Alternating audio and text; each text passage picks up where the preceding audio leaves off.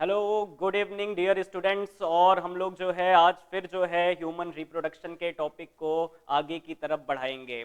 और human reproduction मानव जनन की बात कर रहे थे हम लोग। और कल हमने एक प्रोसेस देखा था जो कि सेमनीफेरस टिब्यूल के अंदर चल रहा था। इस सेमनीफेरस टिब्यूल को हमने शुक्र जनन नलिकाएं कहा था। शुक्र जनन नाम से ही पता चल रहा है कि इसमें शुक्राणुओं का जनन होना है, शुक्राणुओं का निर्माण होना है। और शुक्राणुओं का जो निर्माण है इसे कहते हैं spermatogenesis. The process of formation of spermatozoa that is called spermatogenesis. इस स्पर्मेटोजेनेसिस में हमने देखा था कि सेमनीफेरस टिब्यूल्स के अंदर कुछ कोशिकाएं थी। दो तरीके की कोशिकाएं हमने देखी थी। पहली जो टाइप की जो सेल्स थी स्फेरिकल सेल, जिसे हमने स्पर्मेटोगोनिया कहा था। ये स्पर्मेटोगोनिया डिप्लॉइड स्ट्रक्चर था, द्विगुणित था। इसके अंदर 46 क्रोमोसोम थे।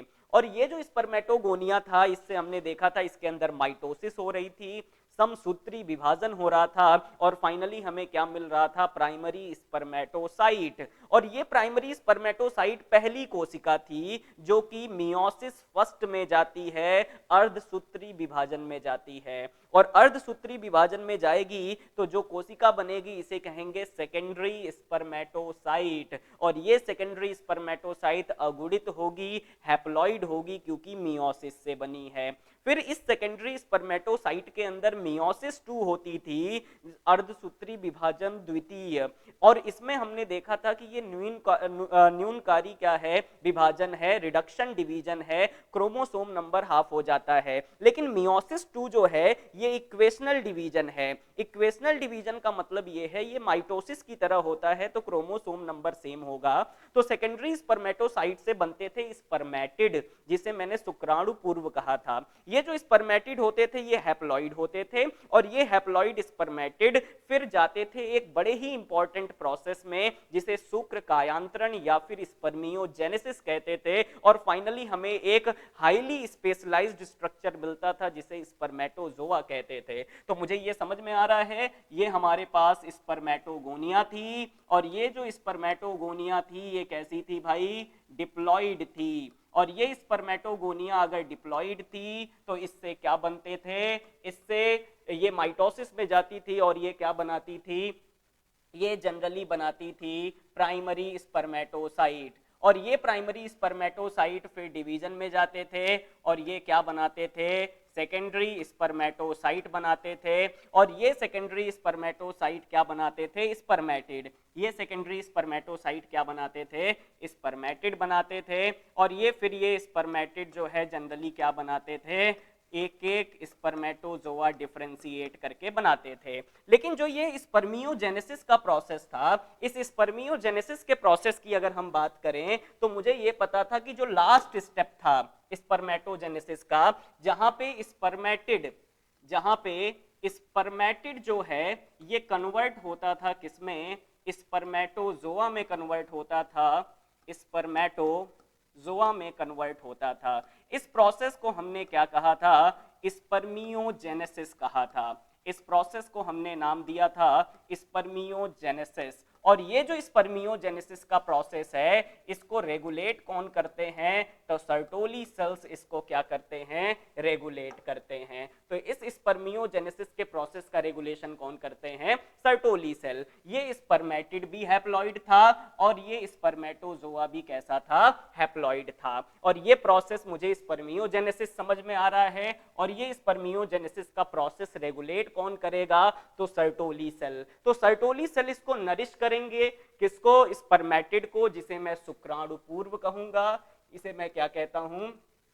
शुक्राणु पूर्व। और ये जो शुक्राणु पूर्व है यही क्या करता है? यही डेवलप करता है। सर्टोली सेल्स इसको डेवलप करके एक हाईली स्पेशलाइज्ड स्ट्रक्चर में कन्वर्ट करती हैं जिसे हम क्या कहते हैं? शुक्राणु कहते हैं। तो मुझे ये बात समझ में आ गई कि ये स्टेप बड़ा ही इंपॉर्टेंट है, इसीलिए मैंने इसको कल भी बताया था और आज भी ये रिपीट कर रहा हूं। अब मुझे ये समझना है कि जनरली ये जो शुक्राणुओं का बनना है, ये जो शुक्राणुओं का निर्माण है जिसे हम स्पर्मेटोजेनेसिस कह रहे हैं, इसके पीछे कुछ हार्मोन का रेगुलेशन होता है। कुछ हार्मोन इस प्रोसेस को रेगुलेट करते हैं, इस प्रोसेस का नियमन करते हैं। तो हम देखते हैं क्या हार्मोनल रेगुलेशन है इस स्पर्मेटोजेनेसिस का। तो इस स्पर्मेटोजेनेसिस के हम हार्मोनल रेगुलेशन की बात कर रहे हैं, that is hormonal regulation of spermatogenesis, hormonal regulation of spermatogenesis. Spermatogenesis that is शुक्राणु जनन। हमने ये कहा है कि इसका नियमन कुछ केमिकल करते हैं, कुछ रसायन करते हैं, और इन रसायन को हम क्या कह रहे हैं, हार्मोन कह रहे हैं। तो आज मैं इस टॉपिक को डिस्कस करने वाला हूं कि ये जो स्पर्मेटोजेनेसिस का प्रोसेस है इसको हार्मोन्स क्या करते हैं, रेगुलेट करते हैं, तो किस तरीके से करते हैं। तो मैंने बताया था कि स्पर्मेटोजेनेसिस की शुरुआत होती है प्यूबर्टी से।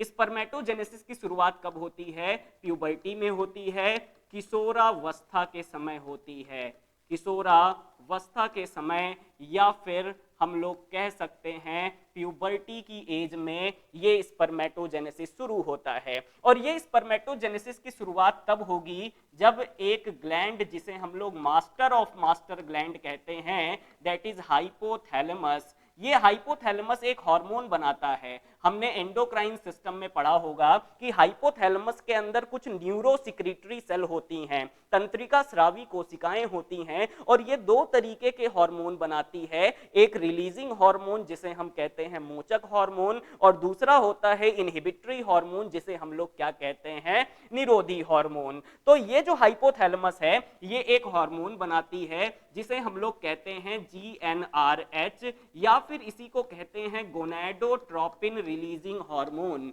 इसी को हम लोग क्या कहते हैं, गोनैडोट्रोपिन रिलीजिंग हार्मोन। ये जो गोनैडोट्रोपिन रिलीजिंग हार्मोन है ये हाइपोथैलेमस बनाएगा। और जब इस हार्मोन का स्राव हमारे शरीर के अंदर, हमारे बॉडी के अंदर पहली बार होता है, तब हम कहते हैं कि क्या आ चुकी है, प्यूबर्टी आ चुकी है। और ये जो प्यूबर्टी है ये एक्चुअली में इसके लिए एक जो है सिग्नल का काम करता है, रिलीज ऑफ GnRH। तो ये गोनैडोट्रोपिन रिलीजिंग हार्मोन जब भी हमारी बॉडी के अंदर सिक्रीट होगा पहली बार, तो ये इंडिकेट करेगा प्यूबर्टी को, किशोरावस्था को। और ये GnRH मुझे पता है जाके किसको स्टिमुलेट करेगा, पिट्यूटरी ग्लैंड को। और पिट्यूटरी ग्लैंड में हमें पता है कि डायरेक्टली ये रिलीजिंग और इनहिबिटिंग हार्मोन की मदद से पिट्यूटरी की एंटीरियर लोब को क्या करता है, स्टिमुलेट करता है, प्रेरित करता है। ये जो एंटीरियर लोब ऑफ पिट्यूटरी है जिसे हम लोग एडिनोहाइपोफाइसिस भी कहते हैं,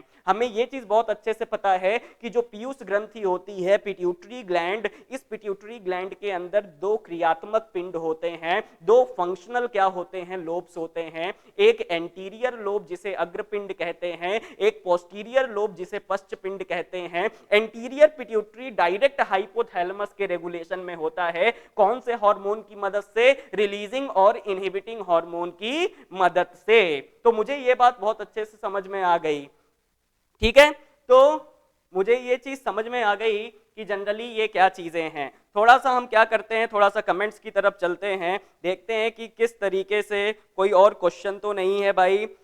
सर ने डार्क में तब दिखाई दे रहा है, नेट प्रॉब्लम है, व्हाट इज द क्लोन। भाई क्लोन वगैरह हम लोग देखेंगे कि क्लोन जो है मॉर्फोलॉजिकली और जेनेटिकली सिमिलर ऑर्गेनिजम्स होते हैं, मतलब मॉर्फोलॉजी में भी सेम होंगे, जेनेटिक अरेंजमेंट भी उसका क्या होगा, सेम होगा, और ऐसे ऑर्गेनिज्म को क्लोन बोलते हैं। और क्लोन जनरली जो है एसेक्सुअल रिप्रोडक्शन के प्रोडक्ट होते हैं। ये हम लोग रिप्रोडक्शन इन ऑर्गेनिज्म पहले चैप्टर में डिस्कस करते हैं, ठीक है भाई, किसी को कोई दिक्कत नहीं है, थैंक यू सो मच, ठीक है। यहां तक की बात क्लियर, सबको दिखाई दे रहा है, ठीक है। आगे की तरफ चलते हैं मेरे भाई। तो हम लोग हार्मोनल रेगुलेशन की बात जो है, हार्मोनल रेगुलेशन की बात कर रहे थे, और हार्मोनल रेगुलेशन में हम लोग देखेंगे तो मुझे समझ में आएगा कि ये जो स्पर्मेटोजेनेसिस का प्रोसेस है, ये जो शुक्राणु जनन की प्रक्रिया है, इसको कुछ रसायन क्या करेंगे, इसका नियमन करेंगे, और मैं इसे क्या कह रहा हूं, हार्मोनल रेगुलेशन। और ये हम प्यूबर्टी, जब स्पर्मेटोजेनेसिस की शुरुआत तब होती है जब प्यूबर्टी आती है, और प्यूबर्टी कब आती है? जब हमारी बॉडी के अंदर हाइपोथैलेमस कौन सा हार्मोन बनाता है? जीएनआरएच बनाता है, गोनेडोट्रोपिन रिलीजिंग हार्मोन बनाता है। ये gonadotropin releasing hormone anterior pituitary को जाके क्या करता है? स्टिमुलेट करता है। और ये एंटीरियर पिट्यूटरी तुम्हें बहुत अच्छे से पता है, ये मॉडिफाइड एपिथीलियम की बनी होती है, ग्लैंडुलर एपिथीलियम जिसे कहते हैं, और ग्लैंड के लिए वर्ड यूज करते हैं एडिनो, इसीलिए हमने इसको क्या कहा था? एडिनो हाइपोफाइसिस भी कहा था एंटीरियर पिट्यूटरी को। तो हाइपोथैलेमस जो है ये जीएनआरएच रिलीज करेगा, ये जीएनआरएच एंटीरियर पिट्यूटरी को स्टिमुलेट करेगा, और ये एंटीरियर पिट्यूटरी जो है जनरली कितने हार्मोन्स रिलीज, जनरली ये कौन से हार्मोन रिलीज करेंगे? मैं इसको थोड़ा सा और सिंप्लीफाई करता हूं कि जनरली ये कुछ हार्मोन्स बनाएंगे और इन हार्मोन्स को ट्रोपिन हार्मोन कहते हैं, और जनरली ये कौन से हार्मोन हैं? गोनेडोट्रोपिन हैं। तो ये एंटीरियर पिट्यूटरी कौन से हार्मोन बनाएगा? गोनेडोट्रोपिन बनाएगा। ये जो गोनेडोट्रोपिन हार्मोन्स होते हैं, इनकी अगर मैं बात करूं तो नाम से ही पता चल रहा है कि इनका एक्शन कहां पे होगा? गोनैड्स पे होगा। और गोनैड्स क्या होते हैं? मेल्स के अंदर टेस्टिस होता है, तो testis is the male gonad, और गोनैड्स पे इनका एक्शन होगा तो वहां से रिलीज करवाएंगे गोनेडोट्रोपिन। और गोनेडोट्रोपिन्स जो होते हैं जनरली दो होते हैं, एक होता है जिसे हम लोग कहते हैं LH ल्यूटिनाइजिंग हार्मोन, और दूसरा होता है जिसे हम कहते हैं FSH फॉलिकुलर स्टिमुलेटिंग हार्मोन। तो दो तरीके के गोनेडोट्रोपिन्स हो गए हमारे पास, एक जिसे मैं LH कहता हूं ल्यूटिनाइजिंग हार्मोन, और दूसरा जिसे हम लोग क्या कहते हैं? FSH follicular stimulating hormone. तो इसको मैं एक बार फिर से रीएम्फेसाइज कर रहा हूं कि हाइपोथैलेमस ने गोनेडोट्रोपिन रिलीजिंग हार्मोन बनाया, ये गोनेडोट्रोपिन रिलीजिंग हार्मोन ने एंटीरियर पिट्यूटरी को स्टिमुलेट किया, एंटीरियर पिट्यूटरी ने गोनेडोट्रोपिन बनाया, और गोनेडोट्रोपिन दो होते हैं, एक LH होता है और एक FSH ल्यूटिनाइजिंग हार्मोन, और दूसरा होता है जिसे कहते हैं फॉलिकुलर स्टिमुलेटिंग हार्मोन। अब इनका एक्शन क्या होगा जरा समझने की कोशिश करो। मैं अगर LH की बात करूं, ये जो LH है ये एक्ट करता है लेडिग सेल पे, ये एक्ट करेगा कौन से सेल पे? लेडिग सेल पे। याद करो इंटरस्टिशियल स्पेस की मैंने बात की थी, अंतराली अवकाश की बात की थी। सेमनीफेरस ट्यूब्यूल के बाहर कुछ स्पेस पाए जाते हैं, इस स्पेस को हमने इंटरस्टिशियल स्पेस कहा था या फिर अंतराली अवकाश कहा था। और इस इंटरस्टिशियल स्पेस के अंदर दो प्रकार की कोशिकाएं थी, एक तो जिन्हें हमने लेडिग सेल कहा था, और एक थी कुछ इम्यूनो कॉम्पिटेंट सेल थी जिनका प्रतिरक्षात्मक क्रियाओं में क्या था? रोल था, और इम्यूनो कॉम्पिटेंट सेल्स थी जो कि फैगोसाइटोसिस करती थी। तो मैं लेडिग सेल की बात कर रहा हूं, इसी लेडिग सेल को हमने एक नाम और दिया था, इसी को कहा था इंटरस्टिशियल सेल। इसी को हमने क्या कहा था? इंटरस्टिशियल सेल कहा था, या फिर इन्हीं को हमने कहा था अंतराली कोशिकाएं, अंतराली कोशिकाएं। तो मुझे एक बात बहुत अच्छे से समझ में आ गई कि ये जो अंतराली कोशिकाएं हैं ये अंतराली अवकाश में पाई जाएंगी, इंटरस्टिशियल स्पेस में पाई जाएंगी। और ये जो इंटरस्टिशियल स्पेस है इनके अंदर ये इंटरस्टिशियल सेल्स को डिस्कवर करने वाले कौन हैं? लेडिग नाम के साइंटिस्ट हैं, तो इसीलिए हम लोग इसको लेडिग सेल कहते हैं। तो ये LH किसको स्टिमुलेट कर रहा है? लेडिग सेल को। और लेडिग सेल जब स्टिमुलेट होगा तो ये बनाएगा एक हार्मोन जिसे कहते हैं एंड्रोजन। और हमें पता है कि बहुत सारे एंड्रोजन हमारी बॉडी के अंदर होते हैं, लगभग 50 से 60 टाइप के एंड्रोजन हमारी बॉडी के अंदर बनते हैं। लेकिन इसमें से जो मेन एंड्रोजन की मैं बात कर रहा हूं, इस मेन एंड्रोजन को हम लोग कहते हैं टेस्टोस्टेरॉन। इस मेन एंड्रोजन को हम लोग क्या कहते हैं? टेस्टोस्टेरॉन, जो कि हमने वहां पे एक बार डिस्कस कर लिया था। तो मैंने ये कहा है कि लेडिग सेल्स को स्टिमुलेट कौन करेगा? LH करेगा। जब तक LH नहीं आएगा तब तक लेडिग सेल स्टिमुलेट नहीं होगा, और जब तक लेडिग सेल स्टिमुलेट नहीं होगा तब तक ये क्या नहीं प्रोड्यूस करेगा? एंड्रोजन प्रोड्यूस नहीं करेगा। और एंड्रोजन में जो चीफ एंड्रोजन है उसे मैं क्या कह रहा हूं? टेस्टोस्टेरॉन कह रहा हूं। और टेस्टोस्टेरॉन के फंक्शन हमने देखे थे कि जनरली ये सेकेंडरी सेक्सुअल कैरेक्टर का रेगुलेशन करता है, जो द्वितीय लैंगिक लक्षण है उनको क्या करता है? उनका नियमन करता है। दूसरा मैंने बताया था सेक्सुअल बिहेवियर, जो लैंगिक व्यवहार है इसे भी कंट्रोल करता है, जिसे लिबिडो कहते हैं। इसके अलावा हमने देखा था कि ये टेस्टोस्टेरॉन स्पर्मेटोजेनेसिस में भी हेल्प करेगा। तो स्पर्मेटोजेनेसिस में याद करो कि जनरली अगर मैं स्टार्टिंग के स्टेप में कुछ देखूं तो मुझे ये चीज पता है कि प्राइमरी स्पर्मेटो साइट क्या बनाता था? प्राइमरी स्पर्मेटोसाइट बनाता था सेकेंडरी स्पर्मेटोसाइट। प्राइमरी स्पर्मेटोसाइट क्या बनाता था, सेकेंडरी स्पर्मेटोसाइट बनाता था।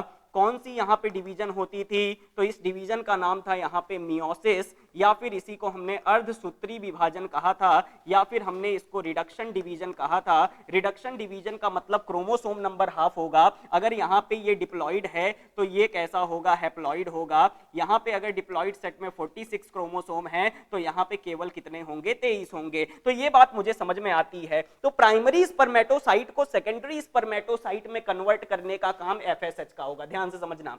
प्राइमरी स्पर्मेटोसाइट से सेकेंडरी स्पर्मेटोसाइट में कन्वर्ट करने का काम एफएसएच करेगा। इसके बाद बाकी जो भी चीजें हैं, सेकेंडरी स्पर्मेटोसाइट से स्पर्मेटिड का बनना, स्पर्मेटिड से फिर किसका, स्पर्मेटोजोआ का बनना, ये सारे फंक्शन कौन करेगा, टेस्टोस्टेरॉन करेगा।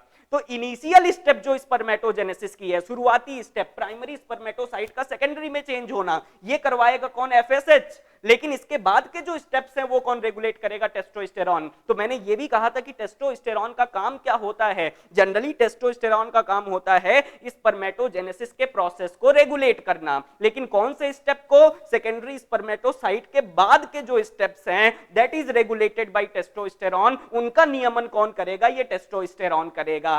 अब मैं ये कह रहा हूं कि ये चीज मुझे समझ में आ गई कि ये एलएच हार्मोन लेडिक सेल्स को स्टिमुलेट करते हैं। कहने का मतलब अगर मुझे टेस्टोस्टेरॉन हार्मोन रिलीज करवाना है तो सबसे पहली चीज मुझे क्या चाहिए, सबसे पहली चीज मुझे लेडिक सेल से स्टिमुलेशन चाहिए। तो लेडिक सेल को स्टिमुलेट करने के लिए मुझे क्या चाहिए, एलएच चाहिए। एलएच को स्टिमुलेट करने के लिए मुझे क्या चाहिए, गोनेडोट्रोपिन। गोनेडोट्रोपिन रिलीज करने के लिए मुझे क्या चाहिए, जीएनआरएच। तो कहने का मतलब यह है कि अगर जीएनआरएच की कमी हो जाए तो टेस्टोस्टेरॉन की कमी हो सकती है। रीजन ये है क्योंकि इसका स्टिमुलेशन प्रॉपर नहीं हो पाएगा और फाइनली एंड्रोजन क्या हो सकता है, कम सिक्रीट हो सकता है। तो मुझे एंड्रोजन के सिक्रीशन के लिए, टेस्टोस्टेरॉन के सिक्रीशन के लिए मुझे क्या चाहिए, एलएच हार्मोन चाहिए, ल्यूटिनाइजिंग हार्मोन चाहिए। हालांकि ये लेडिक सेल्स को या फिर इंटरस्टिशियल सेल्स को स्टिमुलेट कर रहा है, इसीलिए इसको कई बार हम लोग आईसीएसएच के नाम से भी जानते हैं। इस LH को हम लोग ICSH के नाम से भी जानते हैं क्योंकि ये इंटरस्टिशियल सेल,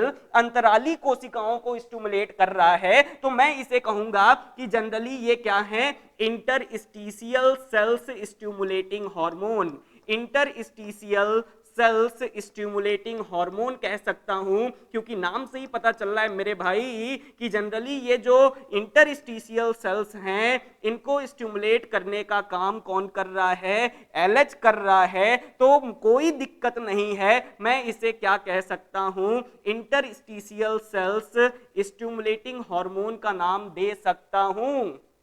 कोई प्रॉब्लम नहीं है, बिल्कुल कह सकते हैं एलएच को आईसीएसएच क्योंकि इंटरस्टिशियल सेल्स को स्टिमुलेट कर रहा है। दूसरा मैं देखूं एफएसएच।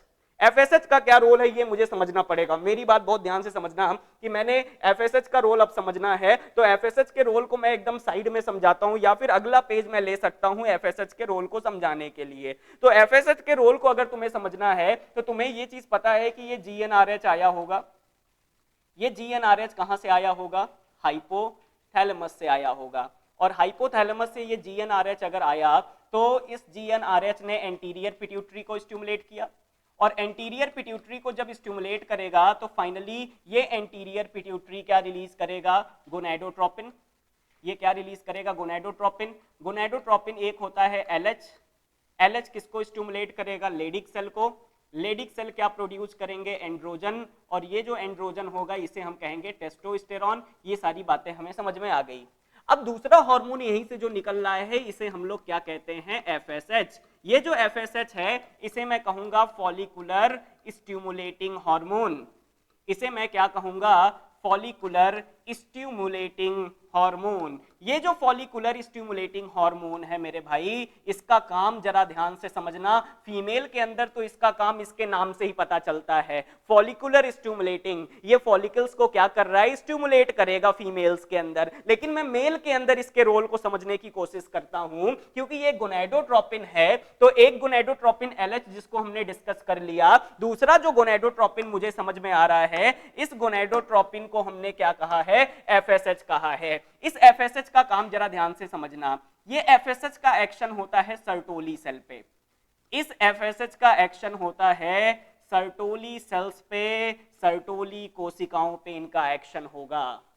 तो ये FSH, that is acts on Sertoli cells, ये किस पे एक्ट करेगा?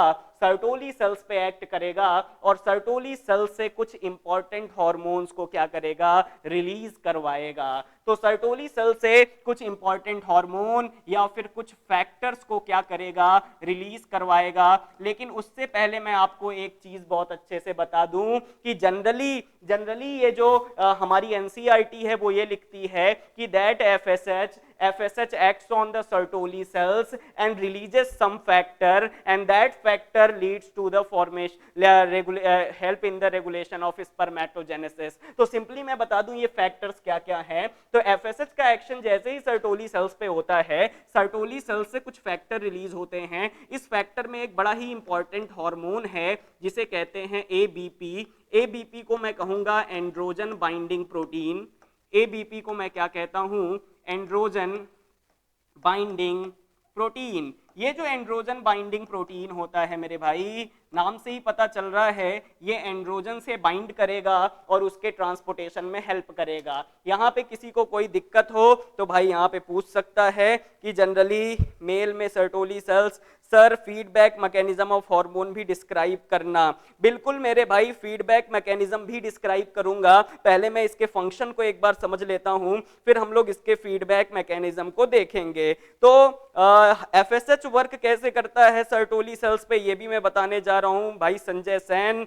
कोई दिक्कत नहीं है, कोई परेशानी नहीं है, ये चीज सबको समझ में आ रहा है।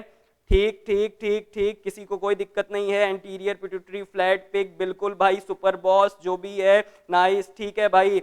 तो मैं ये चीज कह रहा हूं कि जनरली ये गोनेडोट्रोपिन जो है, मुझे समझ में आ रहा है कि जनरली ये जो गोनेडोट्रोपिन्स हैं, इन गोनेडोट्रोपिन्स की बात मुझे समझ में आ रही है कि ये गोनेडोट्रोपिन्स दो हैं, LH और FSH। और ये FSH का फंक्शन मुझे समझ में आ रहा है कि जनरली ये सर्टोली सेल्स पे एक्ट करेगा और ये कुछ फैक्टर रिलीज करवाएगा, जिसमें से एक फैक्टर मैंने बताया है एंड्रोजन बाइंडिंग प्रोटीन। और ये जो एंड्रोजन बाइंडिंग प्रोटीन है, एंड्रोजन कौन है भैया हमारे बॉडी के अंदर? टेस्टोस्टेरॉन है। और ये टेस्टोस्टेरॉन जो है बाइंड करता है किससे? प्रोटीन से। एंड्रोजन बाइंडिंग प्रोटीन एक्चुअली में ये प्रोटीन है जो कि इस टेस्टोस्टेरॉन से बाइंड करेगा और इस टेस्टोस्टेरॉन के ट्रांसपोर्टेशन में हेल्प करेगा। अब ये ट्रांसपोर्ट कहां होगा इन टेस्टोस्टेरॉन का? भाई मैंने कहा लेडिक सेल इंटरस्टिशियल स्पेस में है, अंतराली अवकाश में है। तो अंतराली अवकाश में अगर ये हार्मोन बनेंगे तो इनको तो सेमनीफेरस ट्यूब्यूल में आना है ना, क्योंकि स्पर्मेटोजेनेसिस कहां चल रही है? सेमनीफेरस ट्यूब्यूल के अंदर। तो अगर इंटरस्टिशियल स्पेस से टेस्टोस्टेरॉन को मुझे कहां लाना है? सेमनीफेरस ट्यूब्यूल के अंदर, शुक्र जनन नलिकाओं के अंदर ले आना है। तो उसके ट्रांसपोर्ट के लिए कौन काम करेगा? ABP काम करेगा, एंड्रोजन बाइंडिंग प्रोटीन काम करेगा। दूसरा मैं यहां पे बता रहा हूं कि ये जो सर्टोली सेल्स हैं, ये नर्स सेल का काम करते हैं। नर्स सेल का मतलब ये है कि जनरली ये क्या करेंगे? नरिशमेंट प्रोवाइड करेंगे, पोषण देते हैं किसको? डेवलपिंग स्पर्मेटोजोआ को। और ये नर्स सेल, जिसे मैंने सस्टेंटिकुलर सेल कहा था, इनका काम होगा स्पर्मेटिड को, बहुत ध्यान से समझना, इनका काम होगा स्पर्मेटिड को स्पर्मेटोजोआ में बदलना। इनका काम होगा स्पर्मेटिड को स्पर्मेटोजोआ में चेंज करना, जिस प्रोसेस को मैंने क्या कहा था? स्पर्मियोजेनेसिस कहा था। जिस प्रोसेस को मैंने क्या कहा था? स्पर्मियोजेनेसिस। अभी हम लोग पहले लेक्चर में देख रहे थे स्पर्मेटिड से स्पर्मेटोजोआ का बनना, स्पर्मियोजेनेसिस। और ये स्पर्मियोजेनेसिस को रेगुलेट करने वाला कौन है? Sertoli cell. तो किस तरीके से ये सर्टोली सेल कुछ फैक्टर बनाएगा और वो फैक्टर क्या करेंगे? स्पर्मेटिड को नरिश करके स्पर्मेटोजोआ में चेंज करेंगे, मतलब स्पर्मियोजेनेसिस के प्रोसेस को क्या करेंगे? रेगुलेट करेंगे। अब मैं ये कह रहा हूं कि ये कुछ और फैक्टर भी रिलीज कर सकते हैं, लेकिन उन फैक्टर्स की बात मैं अभी नहीं कर रहा हूं। एक फैक्टर ये और रिलीज करता है MIH, मुलेरियन इनहिबिटिंग हार्मोन, जिसे एंटी मुलेरियन हार्मोन कहते हैं। फीमेल के अंदर मुलेरियन डक्ट क्या बनाती है? फीमेल रिप्रोडक्टिव सिस्टम बनाती है। तो मेल के अंदर फीमेल रिप्रोडक्टिव सिस्टम ना बने तो मुलेरियन डक्ट को इनहिबिट करने के लिए ये Sertoli cells anti Mullerian hormone बनाता है, जिसे हम लोग क्या कहते हैं? मुलेरियन इनहिबिटिंग हार्मोन कहते हैं। अब मुझे एक बात और समझाना भाई, बहुत इंपॉर्टेंट पॉइंट है, मुझे ध्यान से समझाना कि जनरली ये स्पर्मेटिड से स्पर्मेटोजोआ बनाने का काम जो है कौन कर सकता है, ये एफएसएच कर रहा है। सॉरी, ये मैं एक चीज इसको मैं फिर से यहाँ पे चेंज करूंगा भाई, मैंने बताया था, याद करो कि जो इनिशियल स्टेप है, थोड़ा सा इसको क्या करेंगे भाई, यहाँ पे थोड़ा सा गड़बड़ हो गया, इसे थोड़ा सा चेंज करेंगे। मैंने बताया था कि जो इनिशियल स्टेप है स्पर्मेटोजेनेसिस का, मतलब प्राइमरी स्पर्मेटोसाइट से सेकेंडरी स्पर्मेटोसाइट में चेंज करने का काम कौन करता है, एफएसएच करता है। कौन करता है भाई, एफएसएच। तो प्राइमरी स्पर्मेटोसाइट से सेकेंडरी स्पर्मेटोसाइट में बदलना, ये काम कौन करेगा भाई, सर्टोली सेल्स करेंगे। तो इसको एक बार ध्यान से समझना, इनिशियल स्टेप सर्टोली सेल से नहीं बल्कि एफएसएच से रेगुलेट होता है। तो ये एफएसएच क्या करेगा, नरिश करके प्राइमरी स्पर्मेटोसाइट को किसमें चेंज करेगा, सेकेंडरी। क्वेश्चन पूछा है सर प्राइमरी स्पर्मेटोगोनिया कितने स्पर्म प्रोड्यूस करते हैं। तो भाई एक बात मैं बता दूं, मैंने बताया था स्पर्मेटोगोनिया लगभग चार टाइप के स्पर्मेटिड्स बनाते हैं, और ये जो स्पर्मेटोगोनिया है, ये जो चार टाइप के स्पर्मेटिड बनाएंगे, ये आगे चल के चार तरीके के स्पर्मेटोजोआ बनाएंगे। तो भाई ये चीज बहुत ध्यान से समझना। तो मैंने ये कहा है कि एक स्पर्मेटोगोनिया कितने स्पर्मेटिड बनाएगा, तो मैं ये कहूंगा कि चार, और ये कितने स्पर्मेटोजोआ बनाएगा, तो मैं ये कहूंगा चार। लेकिन अगर मैं ये कहूं कि जो प्राइमरी स्पर्मेटोसाइट है वो कितने सेकेंडरी स्पर्मेटोसाइट बनाएगा, दो, और प्राइमरी स्पर्मेटोसाइट कितने स्पर्मेटोजोआ बनाएगा, चार। लेकिन एक अगर सेकेंडरी स्पर्मेटोसाइट की बात करूं तो ये चार क्या बनाएंगे, स्पर्मेटोजोआ। एक पॉइंट और बहुत ध्यान से समझना, मैंने यहां पे बताया है कि इस पॉइंट को थोड़ा सा करेक्ट करना भाई मेरे, कि जनरली ये जो एफएसएच है ये प्राइमरी स्पर्मेटोसाइट को सेकेंडरी में चेंज करता है, और सेकेंडरी के बाद जितने भी स्टेप्स हैं that is regulated by testosterone. तो मुझे एक बात बहुत ध्यान से समझना है कि ये सर्टोली सेल्स तो एक काम ये करेंगे, दूसरा ये सर्टोली सेल्स नर्स सेल हैं, तो ये सर्टोली सेल्स का एक काम और होगा, सर्टोली सेल्स का एक काम और होगा। तो ये एफएसएच का काम समझ में आया। सर्टोली सेल का एक काम अभी मैंने और बताया है, स्पर्मेटिड को नरिश करके किसमें चेंज करेंगे, स्पर्मेटोजोआ में। स्पर्मेटिड को नरिश करके किसमें चेंज करेंगे, स्पर्मेटोजोआ में। और डायरेक्ट एफएसएच क्या करेगा, इस स्पर्मेटोसाइट को किसमें कन्वर्ट करेगा, सेकेंडरी स्पर्मेटोसाइट में। बहुत ध्यान से समझना, दोनों बातें अलग अलग हैं। एफएसएच क्या करेगा, प्राइमरी स्पर्मेटोसाइट को सेकेंडरी स्पर्मेटोसाइट में चेंज करेगा, मतलब जो इनिशियल स्टेप है, शुरुआती स्टेप है, वो कौन कराएगा, एफएसएच करवाएगा।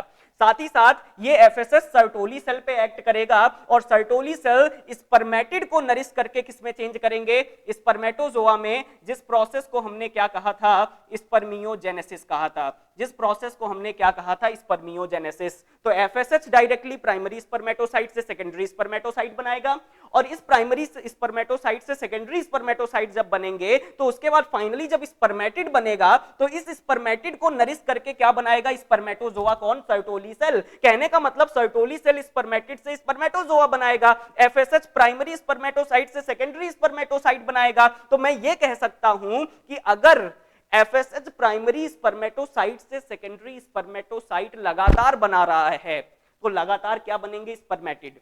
और लगातार अगर स्पर्मेटिड बनेंगे तो सर्टोली सेल्स इस स्पर्मेटिड को किसमें कन्वर्ट करता है, स्पर्मेटोजोआ में। तो बार बार ये किसमें कन्वर्ट होगा, स्पर्मेटोजोआ में कन्वर्ट होगा। भाई यहां पे किसी को दिक्कत है, एएमएच भी सर्टोली सेल सिक्रीट करते हैं क्या, बिल्कुल भाई, एंटी मुलेरियन हार्मोन्स भी सिक्रीट करते हैं। कौन कौन, ये सर्टोली सेल्स। मैंने ये पहले ही लेक्चर में बताया था। सर प्राइमरी स्पर्मेटोगोनिया, ठीक है, बिल्कुल सही बात है मेरे भाई, यहां तक की बात, कोई दिक्कत, ठीक ठीक, कोई प्रॉब्लम नहीं है, ठीक है भाई, चलते हैं आगे, चलते हैं, कोई दिक्कत नहीं है। बहुत ध्यान से इस कॉन्सेप्ट को तुम समझते चलना। मैंने ये कहा है एफएसएच का काम प्राइमरी स्पर्मेटोसाइट को सेकेंडरी में चेंज करना, एफएसएच सर्टोली सेल्स को स्टिमुलेट करेगा ताकि वो ये सर्टोली सेल स्पर्मेटिड को नरिश करके किसमें चेंज करें, स्पर्मेटोजोआ में।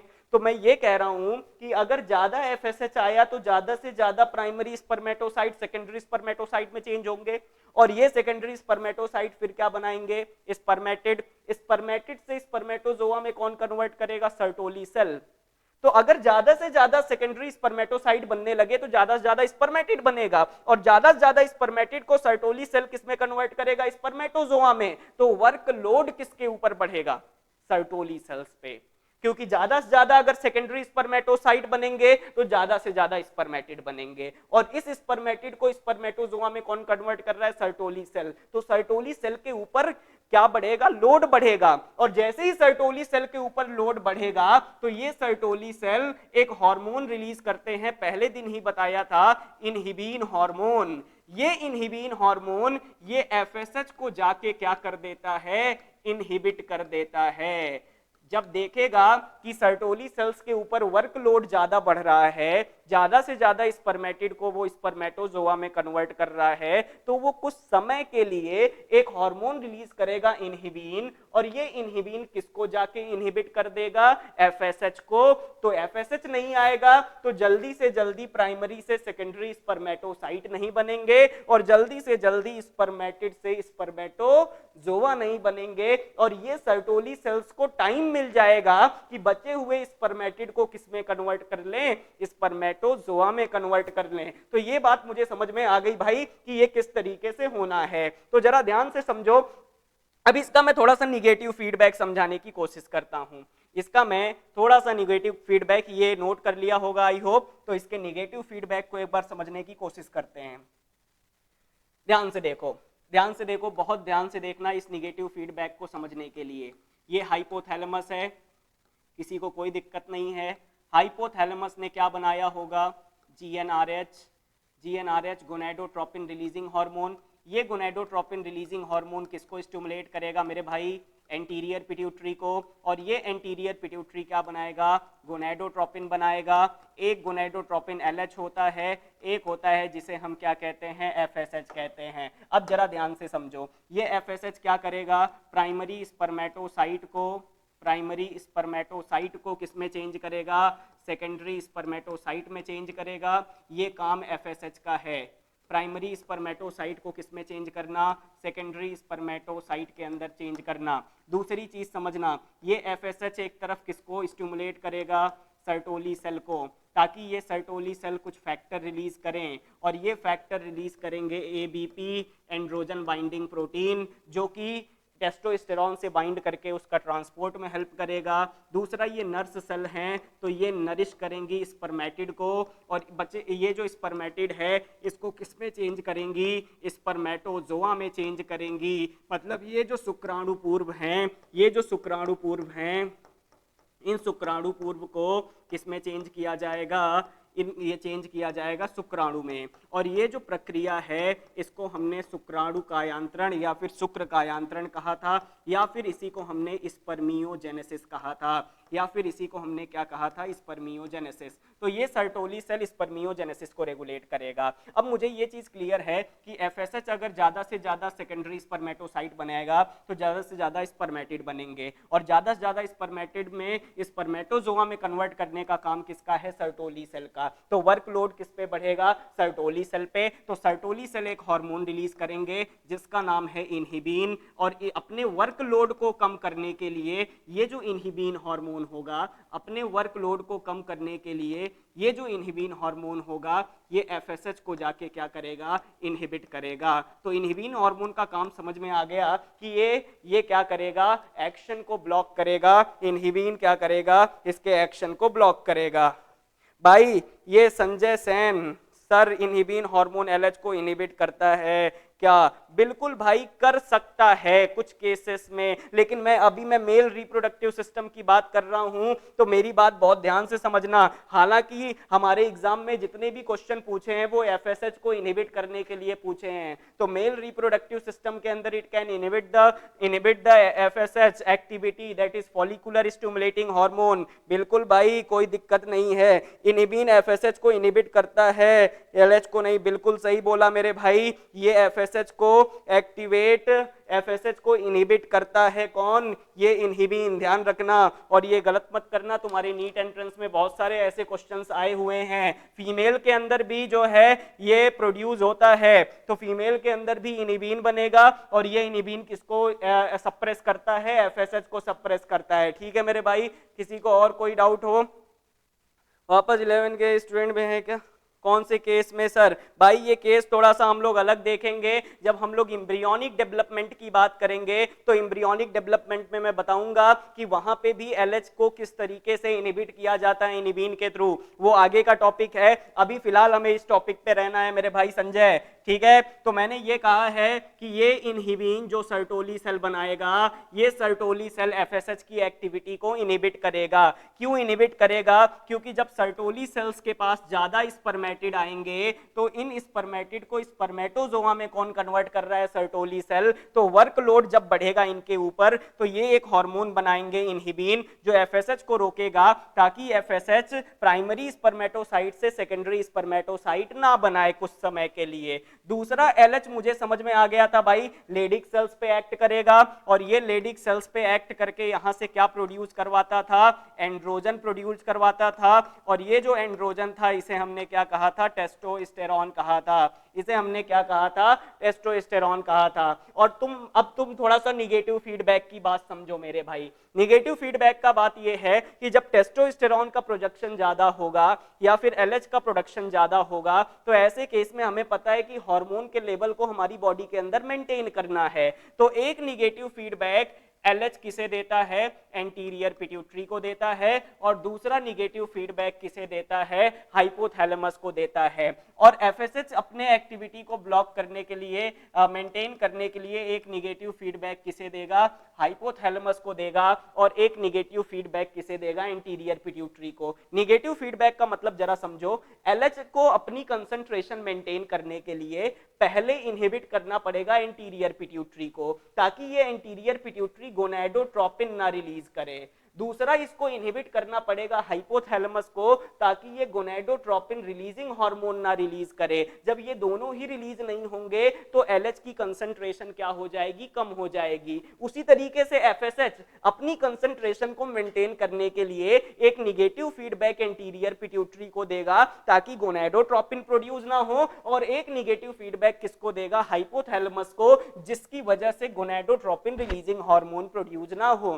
तो ये जो हमने देखा है, it is the hormonal regulation. ये हमने डिस्कस किया है, hormonal regulation of spermatogenesis. I hope कि हमें समझ में आ गया होगा कि जनरली ये स्पर्मेटोजेनेसिस का प्रोसेस हार्मोन से कैसे रेगुलेट होता है। तो एक बार घर पे अपनी एनसीईआरटी को रीड करो और उसके हार्मोनल रेगुलेशन को समझने की कोशिश करो। तो बहुत सिंपल भाषा में लिखा है, और ये कुछ चीजें मैंने जो बताई हैं ये काफी इंपॉर्टेंट हैं। ये डायग्राम एक दिया हुआ है एनसीईआरटी में, जरा ध्यान से समझना।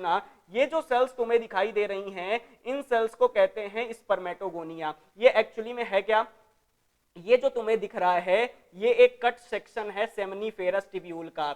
ये जो शुक्र जनन नलिकाएं हैं इनका क्या है? एक कट सेक्शन है। इनके अंदर ये कुछ हमें सेल्स दिखाई दे रही हैं, और ये जो राउंडेड सेल्स हैं इन्हें हम स्पर्मेटोगोनिया कहते हैं। और यही स्पर्मेटोगोनिया डिवीजन में जा रही हैं, और डिवीजन में जाने के बाद क्या बनाएंगी? Primary spermatocyte. और प्राइमरी स्पर्मेटोसाइट यहाँ पे मुझे दिख रहे हैं, और ये प्राइमरी स्पर्मेटोसाइट से फिर क्या बनेगा? Secondary spermatocyte. यहाँ पे देखो सेकेंडरी स्पर्मेटोसाइट बन रहे हैं। अब ये सेकेंडरी स्पर्मेटोसाइट से क्या बनेंगे? स्पर्मेटिड। तो यहाँ पे जरा ध्यान से देखो, ये स्पर्मेटिड है। ये स्पर्मेटिड आके किससे चिपक रहा है? सर्टोली सेल से। ये स्पर्मेटिड आके किससे चिपक रहा है? ये जो लंबी लंबी सेल्स दिखाई दे रही हैं, ये जो मुझे लंबी लंबी सेल्स दिखाई दे रही हैं, इन लंबी लंबी सेल्स को हम लोग कहते हैं सर्टोली सेल्स। तो ये जो स्पर्मेटिड है ये आके किससे जुड़ गया? सर्टोली सेल से जुड़ गया। तो अब सर्टोली सेल इसको नरिश करेगा ताकि इसको किसमें कन्वर्ट किया जा सके? स्पर्मेटिड को स्पर्मेटोजोआ में। तो तुम खुद देख सकते हो कि स्पर्मेटिड को स्पर्मेटोजोआ में चेंज करने का काम कौन कर रहा है? Sertoli cell. मतलब इस सर्टोली सेल से जैसे ही स्पर्मेटिड चिपक रहा है, इसको हाईली स्पेशलाइज्ड स्ट्रक्चर में चेंज कर रहा है स्पर्मेटोजोआ। अब ये स्पर्मेटोजोआ जब बन जाएंगे तो ये सर्टोली सेल से रिलीज हो जाएंगे। तो स्पर्मेटोजोआ का रिलीज होना सर्टोली सेल से या फिर सेमनीफेरस टिब्यूल से, इसे स्पर्मिएशन कहते हैं मेरे भाई। स्पर्मियोजेनेसिस अलग चीज है, स्पर्मेटिड से स्पर्मेटोजोआ का बनना। अब जब स्पर्मेटोजोआ रिलीज होगा सेमनीफेरस टिब्यूल से, release of spermatozoa from seminiferous tubule, seminiferous tubule से स्पर्मेटोजोआ का बाहर रिलीज होना। अरे बाहर रिलीज होके रेटे टेस्टिस जाएगा, रेटे टेस्टिस से वास डिफरेंसिया जाएगा, वास डिफरेंसिया से हमें पता है एपिडिडाइमिस जाएगा, फिर वास डिफरेंस जाएगा। तो ये जो रिलीज होगा तो सेमनीफेरस टिब्यूल से जब स्पर्मेटोजोआ निकलेंगे या फिर सर्टोली सेल से जैसे ही स्पर्मेटोजोआ रिलीज होंगे, इस रिलीज को हम लोग कहते हैं स्पर्मिएशन। इस रिलीज को हम लोग क्या कहते हैं? स्पर्मिएशन, या फिर इसी को वीर्य सेचन कहते हैं। तो स्पर्मिएशन और स्पर्मियोजेनेसिस में बहुत इंपॉर्टेंट डिफरेंस है। स्पर्मियोजेनेसिस क्या है? स्पर्मेटिड से स्पर्मेटोजोआ का बनना, शुक्राणु पूर्व से किसका बनना? शुक्राणुओं का बनना। लेकिन ये स्पर्मेटोजोआ जैसे ही सर्टोली सेल से रिलीज होगा, इसे हम क्या कहेंगे? स्पर्मिएशन कहेंगे। और इसी के साथ जो है हमारा हार्मोनल रेगुलेशन खत्म होता है। अब मुझे जो सबसे लास्ट चीज डिस्कस करनी है वो है एक्सटर्नल जेनाइटेलिया। तो मेल्स के अंदर एक्सटर्नल जेनाइटेलिया जो बिल्कुल 10 मिनट का टॉपिक है, लेकिन उससे पहले भाई हम कुछ नीट में आए हुए क्वेश्चन को एक बार सॉल्व कर लेते हैं। नीट में आए हुए हमारे पास कुछ क्वेश्चंस हैं जो कि मेल रिप्रोडक्टिव सिस्टम से रिलेटेड हैं, जो भी अभी तक हमने पढ़ा है। तो इसको एक बार हम लोग एनालाइज करने की कोशिश करते हैं। तो भाई सबसे पहले पहला क्वेश्चन तुम्हें दिख रहा होगा स्क्रीन पे, ध्यान से देखोगे तो तुम्हें ये समझ में आएगा कि ये पहला क्वेश्चन जो पूछ रहा है, इसमें जनरली बात हो रही है इन ह्यूमन मेल। भैया आंसर सब लोग देंगे इसका, ठीक है? इसके आंसर्स देते चलना। पहला क्वेश्चन तुम्हें समझ में आ रहा होगा, जिसमें एक चीज समझ में आ रहा है। अभिषेक यादव ने क्वेश्चन पूछा है कि जनरली ठीक भाई, ठीक है, यहां तक की कोई बात समझ में आई, ठीक है। स्पर्मिएशन क्या है? Spermiation release of spermatozoa from the seminiferous tubule. तो पहला क्वेश्चन तुम्हें दिखाई दे रहा होगा मेरे भाई कि मेल जर्म सेल डिफरेंशिएट करते हैं फर्स्ट मियोसिस के बाद, तो क्या बनता है? मानवों में प्रथम अर्धसूत्री विभाजन, और प्रथम अर्धसूत्री विभाजन याद करो प्राइमरी स्पर्मेटोसाइट में होता है, और इसके अंदर जैसे ही अर्धसूत्री विभाजन होता है तो ये क्या बनाता है? सेकेंडरी स्पर्मेटोसाइट बनाता है। तो प्रथम अर्धसूत्री विभाजन मतलब मेल जर्म सेल के अंदर जब पहली बार मियोसिस होगा तो कौन सी सेल बनेगी? तो हमारा आंसर क्या होगा? Secondary spermatocyte. Secondary spermatocyte. सोचने की कोई बात नहीं है भाई, देखते हैं किसका किसका आंसर यहाँ पे सही आया है। भाई सबका आंसर लग भी ठीक है, लेकिन सेतिया सिमर, केटीएम लबर मेरे भाई मेरे बकलोलों, और मनीष चौधरी, अरे मेरे भाई तुमने कैसे प्राइमरी स्पर्मेटोसाइट बोल दिया? अरे यार तुम लोग सुनो मेरी बात, ये जो मेल जर्म सेल है ये डिफरेंशिएट करता है आफ्टर फर्स्ट मियोसिस, और फर्स्ट मियोसिस के बाद जो है, मैंने ये बोला है मेल जर्म सेल जो डिफरेंशिएट करेगा फर्स्ट मियोसिस के बाद में। भाई फर्स्ट मियोसिस के बाद में, तो ध्यान से समझना, फर्स्ट मियोसिस हो जा रही है, सेकेंडरी स्पर्मेटोसाइट की बात हो रही है। दूसरी चीज बहुत ध्यान से समझना, एक बात और समझना मेरे भाई कि एक दूसरा क्वेश्चन हमारे पास है, बहुत ध्यान से इसका आंसर देना। ये जो क्वेश्चन है इसमें ये है कि करेक्ट सीक्वेंस बताना है स्पर्मेटोजेनेसिस का, कुछ स्टेजेस दिए हुए हैं। तो बहुत ध्यान से समझना मेरे बात भाई कि जब स्पर्म का फॉर्मेशन होता है टेस्टिस के अंदर, जब ये स्पर्म मैच्योर होता है, तो ये जो स्पर्मेटोजेनेसिस है, इस स्पर्मेटोजेनेसिस को अगर ध्यान से देखो तो इसमें कौन कौन सी स्टेजेस होती हैं। तो इस स्पर्मेटोजेनेसिस में बहुत ध्यान से समझना कि सबसे पहले तो स्पर्मेटोगोनिया हमें ढूंढना है। तो सबसे पहले स्पर्मेटोगोनिया होगा, स्पर्मेटोगोनिया से स्पर्मेटोसाइट बनेगा, स्पर्मेटोसाइट में प्राइमरी स्पर्मेटोसाइट और सेकेंडरी स्पर्मेटोसाइट। तो जनरली मुझे ये समझ में आ रहा है कि सीक्वेंस ये सही है, पहले स्पर्मेटोगोनिया, प्राइमरी और सेकेंडरी स्पर्मेटोसाइट, फिर स्पर्मेटिड, और फिर क्या बनेगा? स्पर्म बनेगा। मंजीत वर्मा बिल्कुल सही, राहुल सैनी बिल्कुल सही है, आयुष मीना बिल्कुल सही आंसर है मेरे भाई। ये करेक्ट सीक्वेंस होगा स्पर्मेटोजेनेसिस का। तो पहले क्या बनते हैं? शुक्राणु जन बनते हैं स्पर्मेटोगोनिया, फिर शुक्राणु जनक बनते हैं स्पर्मेटोसाइट, फिर क्या बनते हैं? पराग शुक्राणु जिसे हम लोग स्पर्मेटिड या शुक्राणु पूर्व कहते हैं, और फाइनली क्या बनता है? शुक्राणु बनते हैं जिसे स्पर्मेटोजोआ कहते हैं। बिल्कुल सही है मेरे भाई। अगले क्वेश्चन पे चलते हैं। अगले क्वेश्चन में मेरे पास एक डायग्राम है, बहुत ध्यान से जरा देखना इस डायग्राम को, तो तुम्हें समझ में आएगा कि ये जो डायग्राम है इसमें जनरली होना क्या है कि इसको मैं थोड़ा सा बड़ा करता हूं, ध्यान से इसको, हमें लग रहा है कि अब समझ में आ रहा होगा। इस डायग्राम को समझना, इसमें क्या है इसको समझना भाई। इस डायग्राम को ध्यान से देखो कि ये डायग्राम दिया हुआ है और मुझे लेबल करना है। तो मुझे कुछ ये डायग्राम समझ में आ रहा है कि हमने मेल रिप्रोडक्टिव सिस्टम का एक डायग्राम दिखाया था, वहां पे मैंने बताया था कि यहाँ पे कुछ ग्लैंड होती हैं और ये ग्लैंड कैसी होती हैं, कुछ ग्लैंड होती हैं, ये ग्लैंड्स कैसी होती हैं, पेयर्ड, और ये पेयर्ड ग्लैंड मुझे दिखाई दे रही हैं, इसे सेमिनल वेसाइकिल कहते हैं। सेमिनल वेसाइकिल के बाद ये प्रोस्ट्रेट ग्लैंड है, ये तुम्हें जो दिख रहा है इसे वास डिफरेंस कहते हैं, और फाइनली ये वाली जो ग्लैंड दिख रही है that is bulbo urethral gland दिख रही है। तो ये चीज समझ में आ गया, ध्यान से समझना। अब एक चीज और ध्यान से समझो भाई, ये किसका किसका आंसर यहाँ पे सही है। तो पहला है ए वास डिफरेंस, बी है सेमिनल वेसाइकिल, सी है प्रोस्ट्रेट, सी इज प्रोस्ट्रेट बिल्कुल सही, और डी क्या है बल्बो यूरिथ्रल बिल्कुल सही है। लगभग सभी के आंसर सही हैं भाई। मंजीत वर्मा मेरे बकलोल भाई, तुम्हारा आंसर 4 कैसे आ रहा है एक बार चेक कर लेना, ठीक है। तो मुझे बहुत ध्यान से समझेंगे भाई कि अगले क्वेश्चन की तरफ चलते हैं। तो अगला क्वेश्चन ये है हमारा भाई चौथा नंबर, जल्दी से कमेंट करो और बताना कि इसका आंसर क्या होगा। जल्दी से कमेंट करो और इसे बताना कि जनरली इसका आंसर क्या होगा। तो जल्दी से, जितना जल्दी हो सके उतना जल्दी क्या करो, कमेंट करो। Seminal plasma rich in human mails, human mails के अंदर जो सेमिनल प्लाज्मा होता है, इन सेमिनल प्लाज्मा में क्या क्या चीजें होंगी, बहुत ध्यान से समझना।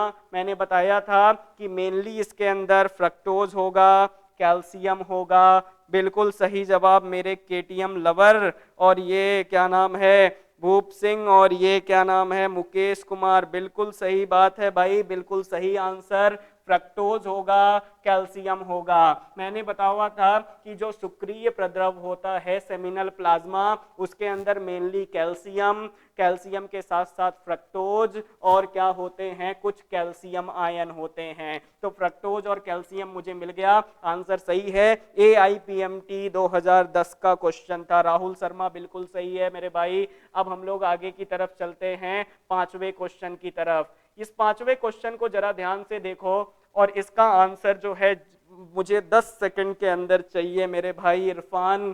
तो मैंने ये कहा है कि vasa efferentia are ductules leading from, vasa efferentia कहां से कहां तक रन करते हैं, मतलब ये वासा इफ्रेंसिया जो वाहिनियां हैं ये जनरली कहां से कहां तक जाती हैं। तो मुझे याद होगा मेरे भाई कि ये वासा इफ्रेंसिया जो है निकलती कहां है, रेटे टेस्टिस से, रेटेस टेस्टिस से निकलती हैं, और रेटे टेस्टिस आगे जाके किसमें खुलता है, वासा इफ्रेंसिया में खुलता है, जिसे इफरेंट डक्टियूल कहते हैं, और वासा इफ्रेंसिया आगे जाके किसमें खुलता है, एपिडिडाइमिस में, और एपिडिडाइमिस आगे जाके किसमें खुलता है, वास डिफरेंस में। तो ये वासा इफ्रेंसिया खुलेगी किसमें, कहां से कहां, तो रेटे टेस्टिस और वास डिफरेंस ये हो सकता है, ठीक है। वास डिफरेंस से एपिडिडाइमिस ये तो गलत हो गया, क्योंकि पहले वास डिफरेंस नहीं होता है, पहले एपिडिडाइमिस होता है। एपिडिडाइमिस टू यूरिथ्रा बिल्कुल गलत है। Testicular lobule to rete testis बिल्कुल गलत है। पहला आंसर हमारा सही है, लगभग सभी का आंसर सही है। आयुष मीना एंड विशाल कुमार, सबके आंसर लगभग सही है मेरे भाई। ठीक है, ठीक है, बहुत सही, बहुत सही, सही है। ये AIPMT 2010 का क्वेश्चन था भाई। आगे की तरफ चलते हैं, जरा ध्यान से चलना छठवें क्वेश्चन पे। ये जो छठवां क्वेश्चन है ये भी हमारे नीट में AIPMT 2011 में आया हुआ है। क्वेश्चन बड़ा ही अच्छा है, थोड़ा सा कॉन्सेप्चुअल है। क्वेश्चन ये है कि इफ फॉर सम रीजन, यदि मनुष्य के जनन तंत्रों में किसी कारणवश अपवाहिकाओं में बाधा आ जाती है तो युग्मकों का कहां से कहां तक परिवहन होगा, मतलब वासा इफ्रेंसिया क्या कर जाए, ब्लॉक हो जाए तो गैमेट कहां से कहां ट्रांसपोर्ट नहीं होंगे। तो मुझे पता है बहुत अच्छे से कि ये जो वासा इफ्रेंसिया है ये किसके बीच में होता है, तो मुझे पता है कि वासा इफ्रेंसिया ब्लॉक हो रही है तो रेटे टेस्टिस या फिर सिंपली बोल सकते हैं टेस्टिस से एपिडिडाइमिस में क्या नहीं जा पाएगा, गैमेट नहीं जा पाएगा। लगभग सभी का सही है भाई, फर्स्ट आंसर बिल्कुल सही है। तो मैंने ये कहा है कि रेटे टेस्टिस और एपिडिडाइमिस के बीच में क्या होता है, वासा इफ्रेंसिया, और वासा इफ्रेंसिया अगर मेरे भाई ब्लॉक हो गया तो टेस्टिस से एपिडिडाइमिस में स्पर्म का ट्रांसपोर्ट नहीं हो पाएगा। बिल्कुल मंजीत वर्मा, भावना छचरिया और मुकेश कुमार, बहुत सही। आगे की तरफ चलते हैं 7वें क्वेश्चन पे। तो 7वें क्वेश्चन के लिए हमारे पास ये रहा क्वेश्चन, ये भी AIPMT 2012 में आया है।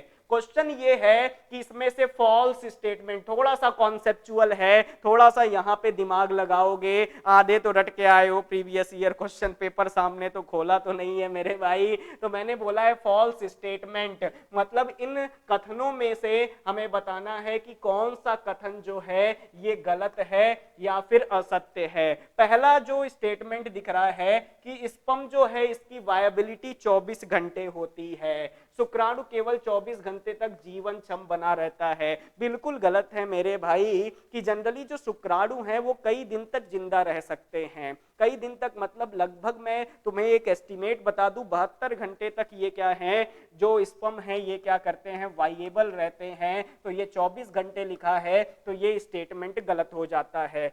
थिक सस्पेंशन में होते हैं, थिक सस्पेंशन तो होता ही है भाई, सेमिनल प्लाज्मा जो होता है वो क्या होता है, थिक होता है, और उसी के अंदर शुक्राणु पाए जाते हैं।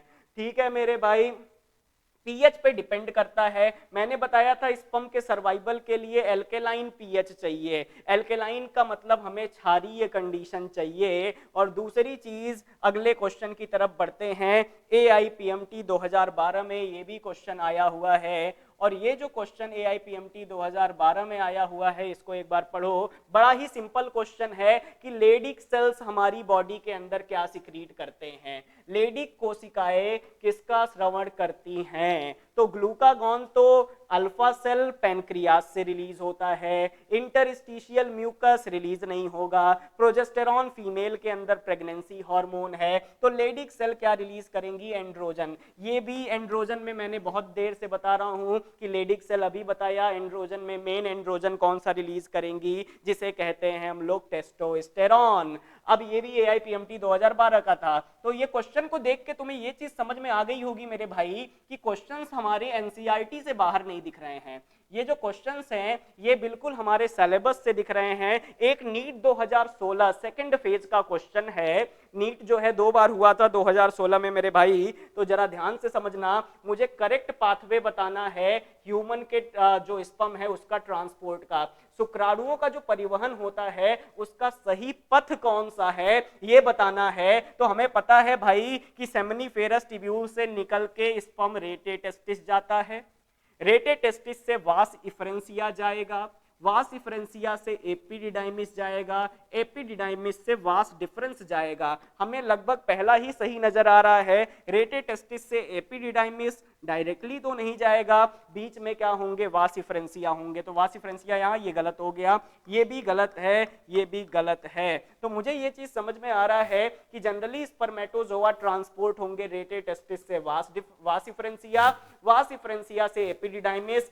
एपिडिडाइमिस से कहां जाएंगे, वास डिफरेंस जाएंगे। लगभग सभी का आंसर क्या है मेरे भाई, सही है। लेकिन मनीष चौधरी मेरे भाई, मेरे बकलोल भाई, पहला होएगा दूसरा नहीं होएगा। तो 9वां हमें एकदम ध्यान रखना है कि वृषण जालिका से ये कहां जाएगा, अपवाही वाहिकाएं, फिर कहां जाएगा, एपिडिडाइमिस, जिसे हमने अधिवृषण कहा था। ठीक है, आगे की तरफ चलते हैं 10वें क्वेश्चन की तरफ। ये नीट 2016 का क्वेश्चन था, लेटेस्ट क्वेश्चन गलत करोगे तो फिर कैसे काम चलेगा।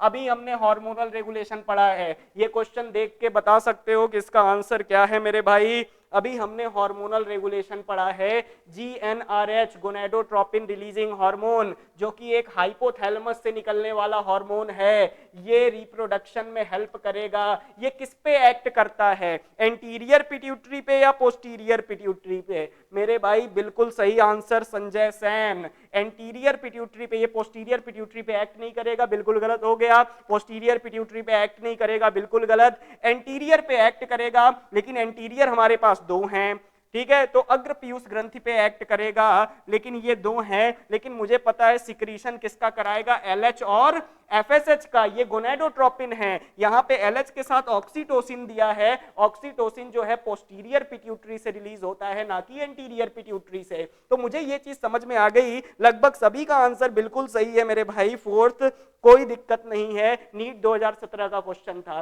तो तुम्हें ये चीज समझ में आ रही होगी कि जितने भी क्वेश्चंस हम कर रहे हैं सारे के सारे एनसीईआरटी से हैं। तो मुझे कुछ गटर भरने की जरूरत नहीं है दिमाग में। अगर इतने कॉन्सेप्ट को अगर हम समझ जाते हैं तो आसानी से बड़े ही बेसिक क्वेश्चन है, देख के हम क्या कर सकते हैं, सॉल्व कर सकते हैं। अगले क्वेश्चन की तरफ बढ़ते हैं। ये 2018 में आया हुआ क्वेश्चन है। 2018 का बड़ा ही इंपॉर्टेंट क्वेश्चन है, इसको मैं चिल्ला चिल्ला के बार बार बता रहा था। ये क्वेश्चन को देखो, इसमें स्पर्मियोजेनेसिस और स्पर्मिएशन में डिफरेंस पूछा है। तो स्पर्मियोजेनेसिस का मतलब मैंने बार बार बताया है, स्पर्मेटिड से स्पर्मेटोजोआ का बनना। स्पर्मेटिड से स्पर्मेटोजोआ का बनना स्पर्मियोजेनेसिस होगा। लेकिन मैंने बोला था कि अगर स्पर्मेटोजोआ सेमनीफेरस टिब्यूल से बाहर निकल जाएं या फिर सर्टोली सेल से रिलीज हो जाएं तो इसे स्पर्मिएशन कहा था। तो स्पर्मियोजेनेसिस पे स्पर्मेटिड तो बनते हैं क्या? बिल्कुल गलत है बात, ठीक है भैया। तो मुझे ये चीज पता है, स्पर्मियोजेनेसिस पे स्पर्मेटिड से स्पर्मेटोजोआ बनते हैं। स्पर्मियोजेनेसिस पे स्पर्मेटोजोआ बनते हैं, बिल्कुल बनते हैं, ठीक है। वाइल स्पर्मिएशन में स्पर्मेटिड बनते हैं, बिल्कुल गलत है, क्योंकि स्पर्मिएशन में स्पर्मेटिड नहीं बनेगा, स्पर्मिएशन में रिलीज होगा स्पर्मेटोजोआ का। अगला, स्पर्मियोजेनेसिस में स्पर्मेटोजोआ, ठीक है, from the Sertoli cells release into the, बिल्कुल गलत है, बल्कि ये स्टेटमेंट किसका, स्पर्मिएशन का है। अगला, स्पर्मियोजेनेसिस में स्पर्मेटोजोआ बनते हैं स्पर्मेटिड से, बिल्कुल सही बात है। वाइल स्पर्मिएशन में स्पर्मेटोजोआ रिलीज होंगे from the Sertoli cells into the cavity of seminiferous tubule, बिल्कुल सही बात है। चौथा स्टेटमेंट बिल्कुल सही है, लगभग सबका सही है मेरे सीताराम वर्मा। फर्स्ट नहीं होगा, फोर्थ होगा, क्योंकि हमें पता है कि स्पर्मियोजेनेसिस में स्पर्मेटिड से स्पर्मेटोजोआ बनते हैं, स्पर्मिएशन में सर्टोली सेल्स से जो रिलीज होगा स्पर्मेटोजोआ सेमनीफेरस टिब्यूल की कैविटी में, दैट इज कॉल्ड स्पर्मिएशन। तो मुझे ये चीज समझ में आ रहा है कि ये जो शुक्राणु जनन है ये शुक्राणु बनाते हैं। इसीलिए मैं कहता हूं हिंदी में बड़ा ही कंफ्यूजन है मेरे भाई, शुक्राणु जनन, स्पर्मियोजेनेसिस और स्पर्मेटोजेनेसिस दोनों के लिए वर्ड यूज करते हैं, इसीलिए ये थोड़ा सा हिंदी में गलत होने के चांसेस ये क्वेश्चन थोड़ा सा ज्यादा हैं, इसलिए एक बार इंग्लिश को पढ़ लिया करो। तो ये चीज समझ में आ गई। अब अगले क्वेश्चन की तरफ चलते हैं, लास्ट क्वेश्चन है, 12वां क्वेश्चन हम लोग डिस्कस करते हैं। ये 12वां क्वेश्चन हमारे नीट 2019 का है, अभी लेटेस्ट क्वेश्चन है। क्वेश्चन ये है, करेक्ट पाथवे बताना है कि स्पर्मेटोजोआ का। स्पर्मेटोजोआ के करेक्ट पाथवे को देखते हैं मेरे भाई, तो फिर से वही बात हमें समझ में आई कि सेमनीफेरस टिब्यूल से स्पर्मेटोजोआ निकलेगा, ठीक है, कहां जाएगा, वास डिफरेंशिया, लेकिन उससे पहले कहां जाएगा, रेटे टेस्टिस जाएगा, ठीक है। आगे देख लेते हैं, फिर एपिडिडाइमिस कह रहा है, ठीक है, बिल्कुल सही बात है। इंग्विनल कैनाल, फिर यूरिथ्रा, ये आगे देख लेंगे। टेस्टिस से एपिडिडाइमिस, फिर वास डिफरेंशिया, ये तो गलती हो गया क्योंकि वास डिफरेंशिया पहले होता है फिर एपिडिडाइमिस होता है। टेस्टिस से एपिडिडाइमिस फिर वास डिफरेंशिया, बिल्कुल गलत है क्योंकि वास डिफरेंशिया से एपिडिडाइमिस जाएगा, तो ये दो तो ऐसे ही एलिमिनेट हो गए। अगला देख लेते हैं, सेमनीफेरस टिब्यूल से निकला, रेटे टेस्टिस गया, फिर वास डिफरेंशिया गया, फिर एपिडिडाइमिस गया, फिर वास डिफरेंस, फिर इजैकुलेटरी डक्ट, फिर यूरिथ्रा, फिर यूरिथ्रल मीटस। बिल्कुल सही बात है मेरे भाई कि जनरली सेमनीफेरस टिब्यूल में बनेंगे स्पर्मेटोजोआ, निकलेंगे रेटे टेस्टिस में जाएंगे जिसे वृषण जालिका कहते हैं, फिर वास डिफरेंशिया शुक्रवाहिनी में जाएंगे, शुक्रवाहिकाओं में जाएंगे, फिर एपिडिडाइमिस अधिवृषण में, फिर एपिडिडाइमिस एक लॉन्ग ट्यूबुलर डक्ट में खुलता था जिसे वास डिफरेंस कहते थे, फिर ये आगे जाके इजैकुलेटरी डक्ट में और यूरिथ्रा, फिर यूरिथ्रल ओपनिंग यूरिथ्रल मीटस में खुलता था। तो शुक्रजनक नलिकाओं में बनेंगे स्पर्मेटोजोआ, वृषण जालिकाओं वाहिकाओं से होते हुए शुक्रवाहिकाओं तक पहुंचेंगे, फिर अधिवृषण तक जाएंगे, एपिडिडाइमिस तक, फिर ये शुक्रवाहिनी तक जाएंगे, वास्ट डिफरेंस, और उसके बाद स्खलनीय वाहिनी के अंदर जिसे हम लोग क्या कहते हैं, इजैकुलेटरी डक्ट, फिर ये मूत्र मार्ग से होते हुए यूरिथ्रल मीटस, यूरिथ्रल ओपनिंग से रिलीज हो जाएंगे। तो ये हमारा चौथा स्टेटमेंट परफेक्ट क्या है, सही है। 12वें का चौथा, ये नीट 2019 का क्वेश्चन था। तो मैं बस इतना समझ सकता हूं कि अगर तुमने एनालाइज किया होगा तो तुम इस पेपर को देख के ये समझ सकते हो कि अभी तक जितने भी मेल रिप्रोडक्टिव सिस्टम के अंदर क्वेश्चन आए हैं वो सारे हमारे सॉल्व हो जा रहे हैं, सारे के सारे सॉल्व हो जा रहे हैं बिना किसी डाउट के। सिंपली जितना हमने लिखा हुआ है अपने नोट्स में, जितना मैंने यहाँ पे पढ़ाया हुआ है वो सफिशिएंट है तुम्हारे नीट एंट्रेंस एग्जाम के लिए। बिल्कुल निश्चिंत रहो, बिल्कुल जो है फोकस करो, रेलिवेंसी के साथ पढ़ो, स्मार्ट स्टडी करो, बहुत ज्यादा पढ़ने की जरूरत नहीं है, अपने टाइम को यूटिलाइज करो और काम की चीजें पढ़ो और फोकस करके रखो। बिल्कुल नीट बहुत इजी है। मुझे पता है कि कहानी टफ वहां पे होती है जब हम मेडिकल कॉलेज में जाते हैं, क्योंकि हमें पता है कि अभी तक तो हमें बहुत सारी चीजें, मैं तुम्हें अपना एक्सपीरियंस अगर मैं बताऊं तो तुम्हें समझ में आएगा कि मैं ये कहूंगा नीट बहुत इजी है मेरे भाई, लेकिन कहानी तब शुरू होती है जब हम मेडिकल कॉलेज में जाते हैं और लगभग 34 सब्जेक्ट्स, लगभग 34 सब्जेक्ट हमें पढ़ना पड़ता है 4 सालों के अंदर। तो सोच लो कि मतलब अगर मैं इस फिजियोलॉजी की बात करूं, रिप्रोडक्टिव फिजियोलॉजी की, तो एक एम्ब्रियोलॉजी की पूरी किताब हमें पढ़नी पड़ेगी। तो अभी ये हमारा जो है, अभी से ये एक पहला स्टेज है, अभी हम इसे क्रॉस करेंगे तो ये स्टेजेस और भी लेवल क्या होते जाएंगे, टफ होते जाएंगे। तो मैं मेडिकल एंट्रेंस से रिलेटेड जो है कॉम्प्लेक्सिटीज की बात नहीं कर रहा हूं, मैं जनरली ये कह रहा हूं कि अगर फोकस के साथ इस एग्जाम के लिए लगा जाए तो बहुत ही आसान है ये एग्जाम। बस एक कॉन्सेप्चुअल अप्रोच के साथ और एक लॉजिकल अप्रोच के साथ और रेलिवेंसी के साथ अगर हम इस एग्जाम के लिए प्रिपेयर कर रहे हैं तो ये बहुत ही हमारे लिए बेनिफिशियल होगा। तो आज के लिए इतना ही, और हम लोग कल जो है एक्सटर्नल जेनाइटेलिया को पढ़ के मेल रिप्रोडक्टिव सिस्टम को खत्म करके फीमेल रिप्रोडक्टिव सिस्टम की शुरुआत करेंगे नेक्स्ट लेक्चर में। थैंक यू सो मच मेरे भाई, गुड नाइट।